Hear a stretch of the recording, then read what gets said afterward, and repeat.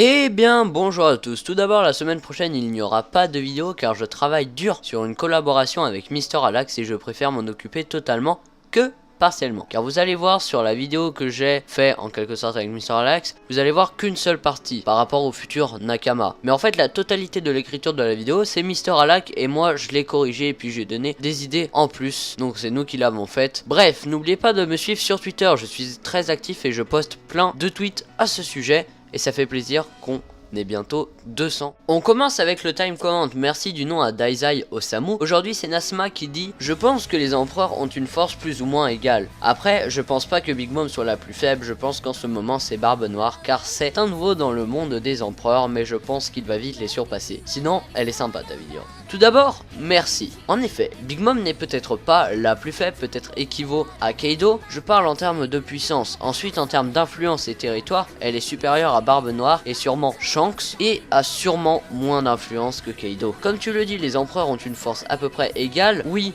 je l'avais dit dans ma vidéo. Oui, mais certainement d'autres sont légèrement plus ou moins forts. C'est impossible qu'ils aient exactement la même force. On passe à la vidéo. Et comme je vous le rappelle, les 1v1 entre empereurs n'auront pas vraiment lieu. C'est par rapport au contexte, où se passe, avec l'équipage ou sans, et c'est toutes ces forces réunies qui feront un vrai combat. Tout d'abord, on va partir sur un épisode des mini-théories des abonnés. Ça fait très longtemps, alors pour les nouveaux, je réexplique le principe. Les abonnés m'envoient des mini-théories intéressantes par Skype, Discord, Twitter, Instagram, tous les liens dans la description. Le principe, je présente 3 mini-théories par épisode. Je cite les auteurs et si vous voulez la reprendre, la mini-théorie, pour la développer et faire quelque chose de beaucoup plus poussé, beaucoup plus intéressant, soit vous citez la vidéo, donc ma vidéo en quelque sorte, soit l'auteur de la mini-théorie. C'est le minimum de respect à avoir. Je fais un résumé sur la mini-théorie et je parle de mon avis sur celle-ci. À la fin de la vidéo, une théorie d'Uru super intéressante à suivre. On commence avec Andy, son Skype, Andy.bouffet1 et son Insta, Andy_B_Luffy. Il nous parle d'un Logia du pétrole, qui serait dans le même style que le fruit du biscuit de Cracker, Akia, le Sud Commander qui s'est fait latter la gueule. Il faudrait utiliser le fluide pour tuer tous ces clones. En soi, l'idée est pas trop mal car un Logia du pétrole serait tout à fait possible, mais par rapport au contexte des prochains arcs, ça sonnerait pas très bien. Et puis ce sera un peu répétitif avec le fruit de Cracker qui faisait la même chose, mais l'idée n'est pas mauvaise à développer. Ah, et au fait, si vous pouvez, enfin, vous voyez ce que je veux dire? Si vous pouvez lâcher un petit pouce bleu, ça me ferait vraiment plaisir.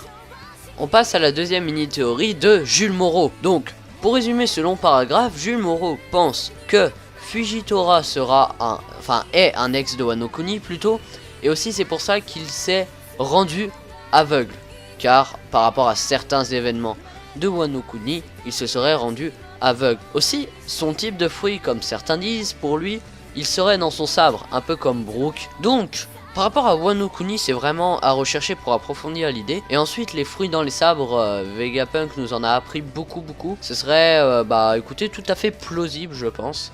Mais bon, à voir, et puis vous pouvez toujours approfondir l'idée en le citant. Passons à la mini-théorie d'Uru, qui est d'ailleurs une très bonne mini-théorie. Je vais vous la lire, enfin lire ce qu'il a écrit, parce que lui, il a déjà tout résumé. Donc, il dit: Luffy est énormément lié au nombre 56. Go égale 5, et Mu égale 6 au Japon, en japonais. Donc, Gomu est égal 56. Luffy, enfant, porterait un t-shirt avec le numéro 56 dessus. Luffy possède une flotte de 5600 hommes, à peu près, je crois. Le premier ennemi de Luffy, je sais plus son nom, celui qui s'est fait bouffer par le monstre marin après, Iguma, je crois, c'est exactement ça, dit qu'il a buté 56 personnes. Comme par hasard, Roger a été roi des pirates à peu près par là, on n'a pas la date exacte, mais par calcul à partir de ce SBS et des dates de naissance d'autres personnages, on peut situer ça entre 55 et 57 ans. Le SBS. SBS du tome 82.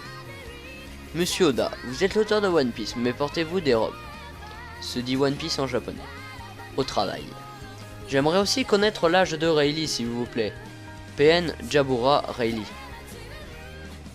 Bien sûr, je suis toujours en robe, je dessine Rayleigh à 78 ans. Au passage, voici l'âge des autres. Roger à 77 ans, s'il était toujours en vie. Garp 78, Sengoku 79 et Tsuru 76. Luffy deviendra peut-être lui aussi roi des pirates à cet âge-là. Perso, ça me semble tard. À vérifier. Il me semble qu'il y a beaucoup de gens connus morts à 56 ans. Je crois avoir vu que c'est un des âges où les gens meurent le plus souvent. Peut-être que Luffy mourra à 56 ans.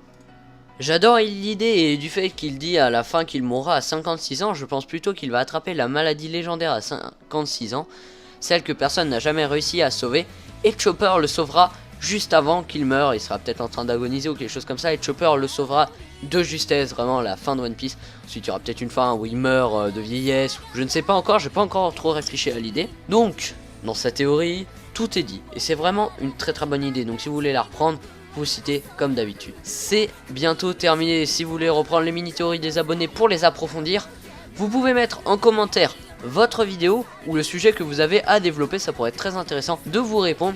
Et puis en plus vous pourrez passer peut-être dans le time comment. Sur ce, on se retrouve dans 2 semaines pour une nouvelle vidéo.